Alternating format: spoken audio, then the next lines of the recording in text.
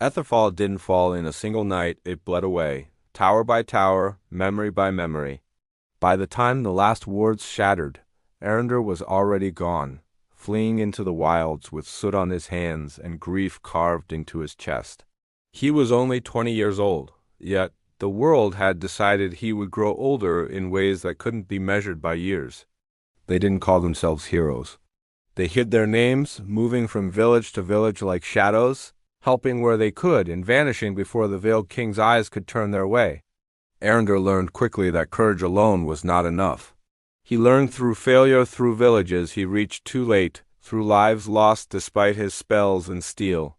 Each loss reshaped him, forging a new kind of strength from the ashes of his mistakes.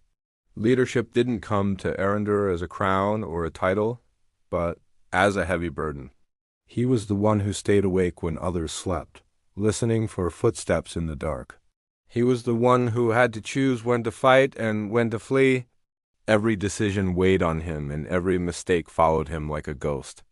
But he wasn't alone. Lura changed too.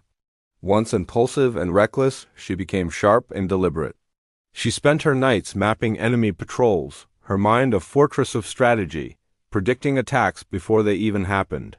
She learned to fight wars on parchment and in whispered plans, saving countless lives with foresight rather than force.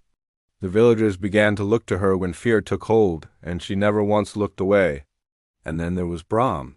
He became the unbreachable wall between danger and those who could not stand against it. Wherever they went, he stood at the front shield raised, his body a canvas of scars, utterly unyielding. He spoke little, but his presence was a promise. When the darkness came, it broke against him first. Arender saw in Brahm the true cost of protection, a world of pain, endured silently so that others would not have to bear it. Together, they became something the Veiled King had never foreseen. Not an army, not legends whispered in taverns, but a spark.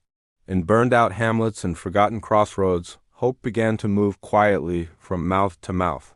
Etherfall had fallen, yes, but its spirit wandered on, carried by a 20-year-old mage who was learning, step by painful step, what it truly meant to lead.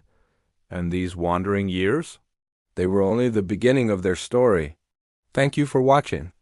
If you enjoyed this tale, be sure to like, subscribe, and hit the notification bell for more stories from this world.